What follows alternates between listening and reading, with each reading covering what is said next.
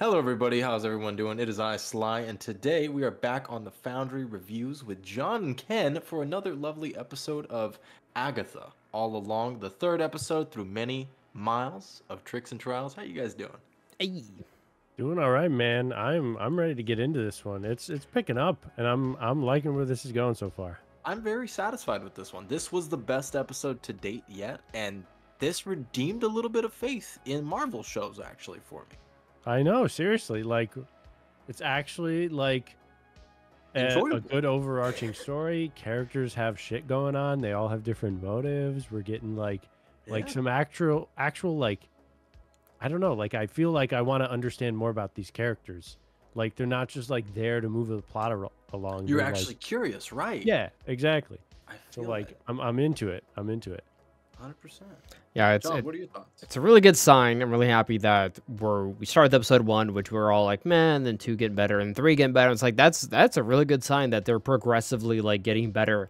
And I kind of was hoping that we get to see like a little bit of like trials that they said in this episode where everyone is gonna be tested. Maybe an episode is gonna be geared towards a character and whatever challenges and whatever they hope to overcome. And with this one, I felt like it really related to the potion master girl for her to kind of come in her own and to prove herself. And maybe that's what it's going to be about. Like towards the end, like the road is like you had it in you all along or something stupid like that. But which I wouldn't be surprised like at all. Some self-empowerment kind of stuff. That's fine. I love the character like development so far with everybody. I love the distrust of the teen. I love how Agatha's still like a piece of fucking shit and does not disappoint still.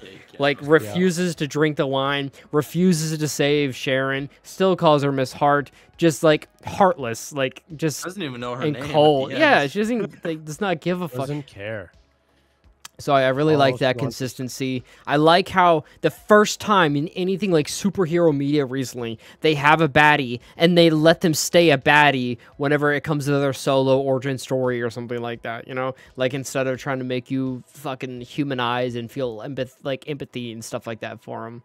It's a breath of fresh air. A little bit of empathy. We got some stuff. We got some trauma from everyone. I mean, everyone in this cast is kind of like a dick to some degree. They all have their own like manipulative things they're doing.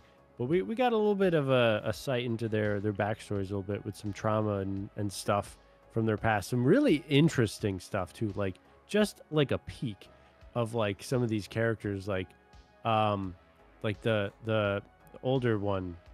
Lilith or Lilia. Thank you. Yeah, like there hers, for altruistic reasons. like hers was like rough. I was like, what the hell is going on? Are you talking about like Honestly, the hallucinations? The eeriness of this episode was great. Dude, it was fucking spooky, dude.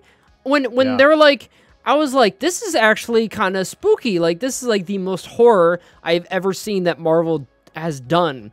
And I know in the past they've promised projects or they plugged projects and they've advertised projects saying that it was actually going to have like horror atmosphere. Yeah, like Doctor Strange. I think like with the first, I think at the very beginning when they were like talking about Doctor Strange 2, they were going to be like, it's going to be spooky. I mean, And they had... No, it wasn't. I mean, it was a horror to fucking watch it. But... Pretty much. Shit. Yeah, Pretty but appropriate. it had definitely some spooky stuff going on there with everyone's like little when they're hallucinating, like little episode that was really interesting. Kind of how it all hit them at once. We didn't see Agatha hallucinate anything till much later when The very end. Yeah. which was kind And of you know what? It could have been because she was the last to drink. oh, that's also a really good Oh, for point. sure. Yeah. Definitely. Yeah, I didn't She think was about that. ducking that the whole time, throwing it. I love that little actually detail of how the cup kept filling itself back up. Mhm. I was like, "There's no way around it." Yeah, Oh, I do yeah. like that. Yeah, as soon as she like poured it out, I was like, nope, that's not gonna just work. Like she needs to drink that. There's no way. Nice 'Cause, try. like the timer started as soon as Sharon started drinking, and it was like, well, everyone's got to drink, and she didn't, so something bad's about to happen. What's So pretty cool as well as I was thinking about, I was like, man, I like how they haven't like tied themselves down to like here's all the rules of what's going to be happening and that they need to follow, and they kind of get to make it up as they go along too, so you get like a huge like amount of creativity of what the story is going to happen, which I really like. But I feel like before they've had their hands tied and stuff is bound, and then they're questioning like whether to deal with like time travel or shit like that. But with this one, like it's kind of like I don't know what's going to happen, neither do they, and we get to figure it out with the characters too. Yeah, that's what I'm really excited about. Yeah, I like it. I mean, yeah, this episode so far, like it's been great. I felt really bad for Sharon, like getting pulled into all this. Yeah, she was having a quite a trip, and it was funny. She like really held up this episode in some ways at the beginning for sure. She was like the comedic like relief character. Almost. So like, you know, there's like they grabbed the wine, or they had that little. It felt kind of like an escape room at the beginning. Yeah, that little riddle, and then you know it's funny because I was like, "Oh, it's wine," and then she was like, "It's wine," because she turns around and looks at the bottle, and I was like, "That's funny," and she was like, "I'm drinking. I've had a bad day." I'm like, vibes, bro. I'm impressed with everyone's chemistry. Of like, it's so not that like I didn't think they could. It's just that Marvel like notoriously is putting together fucking garbage. Not even Marvel, but Disney in general. Works, yeah, dude, it's so good. And I see like people complaining about like, oh, it's just a bunch of women. They're trying to woke Disney stuff. And I'm like, dude, like this is actually like fucking excellent. Like if people give it a chance and stuff. And someone's like, why do they even need a show for Agatha? I'm like, they don't, but it's fucking actually entertaining and good.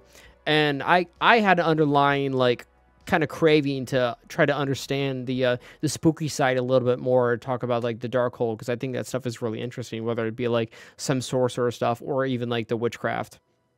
Yeah. And we got to peek into some of that, like some of that conversation about, oh, Agatha gave up a child to get her power, and you know, I think did they actually mention, was this episode they mentioned like the sigil? What's his face? Yeah, because he tried to say his name, I think, because they kept calling him Teen, and then they all saw the mark, and they're like, "Oh, yeah, someone's new." And she was like, "Look, I didn't do that. I just want to put that out there." Which is really weird because the way she was explaining it to them, she's like, I'm like, why are you being so cheeky about it? I'm like, you're like trying to put doubt there. I don't know if that's bad acting, which I don't think it is. Like, I think that's her doing that on purpose. So she's like, that's just who she is, you know? Like she's plays mind games with people, and it's fucking good, dude. It's good. I'm really excited to see like where episode 4 is going. Like we had like a really, really like kind of fucked up thing that happened at the end of the episode, which I was not expecting like at all. The Potion Master was kind of doing a little bit of the same thing too, though, when she stepped aside with yeah, she's like, yeah, you know, like, different agendas. Rumor has it, you know, she like gave up her kid for the fucking Darkhold, man. And he's like, what? And she's like, oh, it's just a rumor, probably, who knows? And I'm like, and then we get our first actual verbal Mephisto call out. Yes, dude. That's what it was. That's what I was thinking of. A little gaslighting from her. Yeah, she's like, hey, it could be an agent of Mephisto. They wouldn't know the difference, which is interesting because I don't know if you guys have noticed the sigil on the teen's mouth.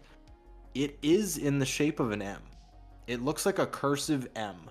A little bit. It's hard to tell if it's just like his lips stitched together or if it's like a word. Like, I don't know if it's just like a stitch. Like I thought it was some Halloween Town like kind of stitches. Yeah, that's what it reminded me of. But I was like, if it's an M, I'm still leaning into my Maximoff theory. But yeah, Mephisto is also an option, sure. But I think that's just a misdirect from the writers. Do you think this is an interesting way that they're going to bring back Wanda? Bring her back like alive at the end, maybe like at the end of the season, or even set that up, because I feel like they are not done with her. Oh, 100%. No, they are not done. They don't really have a strong female lead for the MCU like at all. I did see an article the other day about people like, oh, they totally need to bring back Scarlet Witch, or not Scarlet Witch, Scarlett Johansson, you know, bring her back as whatever the fuck. And I'm like, okay, when you definitely kill that character off and give her own solo movie, and it's like, you want to still bring her back? But I mean, like the way they did Scarlet Witch, though, like, yeah, I could definitely see them being like, yeah, we kind of fucked that up, which is fucking. I mean, it's magic stuff. So yeah, that's true. Be revived for some bullshit. And even at the very beginning, like they're like, here's her dead body, like she is definitely dead, and like, I feel like they're going to work on that. I feel like they're going to reference that again in the future. But I could be wrong, you know? I mean, they can move in any direction they want to. They don't even need to like reference some bigger MCU stuff or even have Wanda included into it. But I mean, it would be kind of cool and a little bit like a little eerie too to be like, hey, one of the most powerful characters in the MCU could come back and could be starting some shit up again. You know, maybe. Yeah, it would be pretty satisfying. Yeah, it'd be pretty fucking dope. I was really enjoying like all the characters just interacting with each other.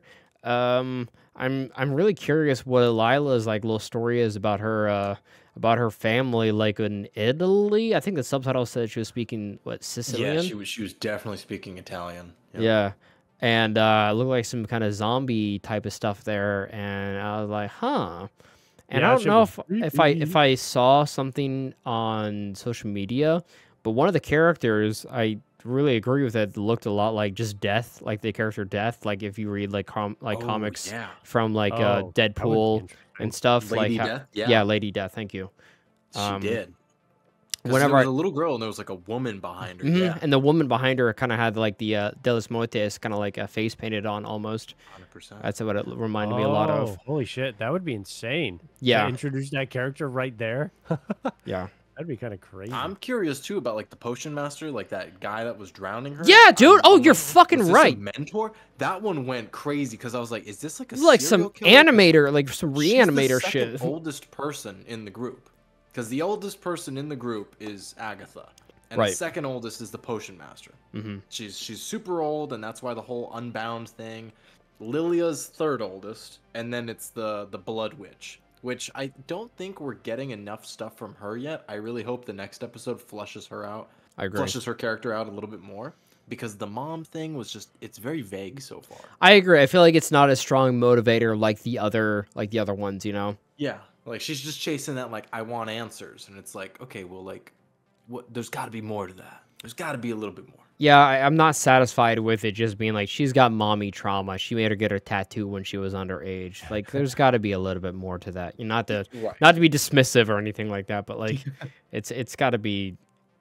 I'm hoping there's more to her character, because it feels, in comparison to the other stuff, it feels a little underwhelming. Yeah, I guess. I mean, the crazy thing to think now, though, is, you know, will the teen receive powers at the end of this? Because he's not in the Coven. And then also, what's the Coven going to do now that they're one short? That's a good point. Well, I mean, I think we know who's going to be joining up and replacing. I think it's, I mean, unfortunately, I did watch the trailer for this that's listed on Disney Plus. Get a little of this guy. And it does pretty much show that what's her face from earlier that was trying to kill Agatha. Okay. What was her name? Rio. Yeah, John, get the lotion ready. She essentially joins up. As far as I could tell, what for her? Very much like that. For her wrinkles. Yeah, of course, yes, for the wrinkles, yes. Get the lubricant, yes. Sorry. But yeah, I don't know. I'm very curious what's going to happen with the teen character, because you were talking about like Mephisto and that stuff being all dropped. I feel like they're hinting potentially at the fact that he is the son, like he is the kid that she had. I think, yeah. And I don't know if that's like if they're trying to subtly. I feel like personally, I feel like it's either that or he is like Mephisto or something. Like it feels like it's one of the two. Like, yeah, did we talk about that his name in an earlier review as well? How we talked about Mephisto? We said that he could actually be a part of it. That's like crazy theory. That's like that would be insane if crackpot that happened. Theory. Yeah, but the more likely one is that it's her son somehow didn't actually die and has been revived or something, and that's how he knows so much about her. That kind of reminds me of like the whole like DC thing with like John Constantine and Astrologue makes a deal with a demon, and next thing you know, little girl gets killed, and then all of a sudden, little girl's like hell incarnate. It's one of those things. Shit. Yeah. So maybe it's a similar thing here because you know, you make a deal for the Darkhold, but hey, after that, you know, maybe a shit to the kid's soul is up for grabs. Like, no one's ever gonna, you know, it's all about negotiation. There's always a trade and a cost. Maybe he made a deal with Mephisto. Like a monkey paw to bite them back. Pretty much, yeah, the monkey paw, yeah. That type of thing. So, you know, Mephisto, I think, I hate to say it because I don't want to jinx ourselves, but I think he actually might play a part in this show some way, somehow. Yeah, if anything, I feel like he's at the end of the road. They called him out. Like, they said his name. So he's got to be relevant somehow. That's true. Yeah. So, I feel like more it was kind of a comical dig almost. Like they were acknowledging everyone's crackpot theories like over the years. I mean, hopefully that will lead to something more, but I don't think like that's going to be the center point later on. But I could be wrong. No. Absolutely. Yeah. He'll definitely be there for sure, though.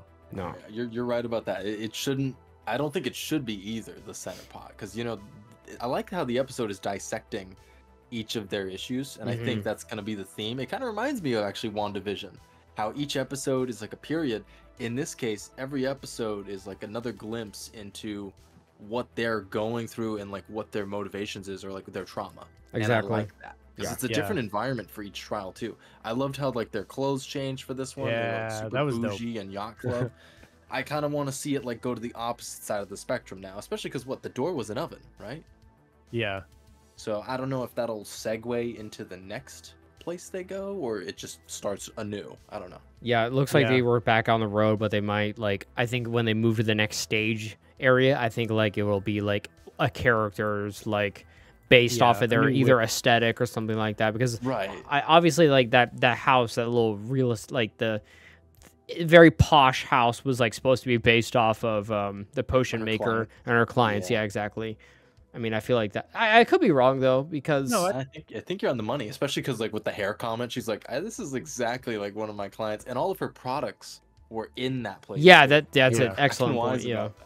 Who do we think is going to be next though? Like if we had a bet, like I mean, I assume we're going to get one for each witch. It made it that based on the song and everything, and that seems to be the way they're going. But I wonder who will be next. I'm gonna guess Lila, whatever her name is. Yeah. I'll just never remember her name. The oldest looking one. The one that's losing her mind. The hag. Yeah. My money's on the Blood Witch. Oh, that would be interesting. Yeah, I'm only hoping that we get an episode between the Blood Witch and her, is that they could flesh out a little bit more. So when we see the backstory stuff, that I care a little bit more. Ditto. Yeah, I think that either they need to hit the ground running hard if they're gonna lean into that, or they need to set it up more because we got nothing. We got the my grandma died. I'm gonna die. You're gonna die. I'm like, okay, wait, dude, this happens to everybody. Yeah. I hate to burst your bubble, brother, but like, we all die. Man, it's crazy what we can create when Disney has some good like quality like shit going on. It's actually insane. That it's just I'm like honestly excited for the next episode. Yeah, I'm actually very excited. I'm loving it, just talking about it, and I'm like, man, like I'm trying to hit all the notes, like all the good things, like to say about the episode, and I'm like overwhelmingly positive. Not that it's like the greatest thing ever since sliced bread, but man, they're like doing as for like just doing everything right. Like it feels almost perfect, I guess, to where it's like they aren't really lacking anywhere with it, like I'm enjoying myself for the ride, like I don't have any complaints almost. Yeah, if that makes any sense. Find something to bag on this episode about. Yeah, like I'm just still so surprised what a great lead like Agatha is for her show. And like fucking good shit, like excellent. Like I'm happy about it. Like I was very wrong. I did not think that she'd be able to pull it off and make it be very compelling, But yeah. What was our last show that we did? Was that it was Echo? Was it really Echo? Echo for Marvel, yeah. Yikes. I don't know, Loki season 2 before that, I think. Yeah. Yeah. Just curious. Even that took a step down. Yeah. Oh yeah, I was not a fan of that. You guys know that. As for, do we want to drop off a number for this one? Because I think we've I think so. mentioned just about everything. Well, I guess we didn't really talk about the death of Miss Hart or Sharon. She ended up being dead at the very end of the episode. So yeah, and Ken mentioned that she'll probably be replaced by Rio later on, as he spoiled that. I'm gonna give this one a fucking 8, dude. Very solid, very solid. I will give it a 9. I'm gonna split the difference because I'm teetering on 8 and 9. It's a really good episode. I'm there too. I can't think of enough to bag on the episode 4. I know, but it's like, but I mean, like, man, I really liked it, but like, but it's like it's like I want more room to improve, though. I think that's why I'm not going so high with it. I know it has the potential with what I saw on this episode to get even better. Yeah, and maybe that's optimism I haven't had about Marvel in a while. So they were doing something. There was some secret sauce in this episode. I mean, they've always had room to fucking improve. I'm gonna give it an 8 just to be humble. It's only episode 3. We still have a handful left to go. You know, yeah. I'd rather benefit of hindsight and be like, you know what, that was actually a 9. So we're gonna go with an 8. Okay. All right. Well, there you guys go. I think what is that? That's a solid 8.5 from us, you guys. Yeah, if you guys enjoyed today's review, make sure to leave some comments down below. Let us know what you think about the episode yourself. And we'll be back for episode 4 of some more Agatha All Along. But until next time, guys. Peace.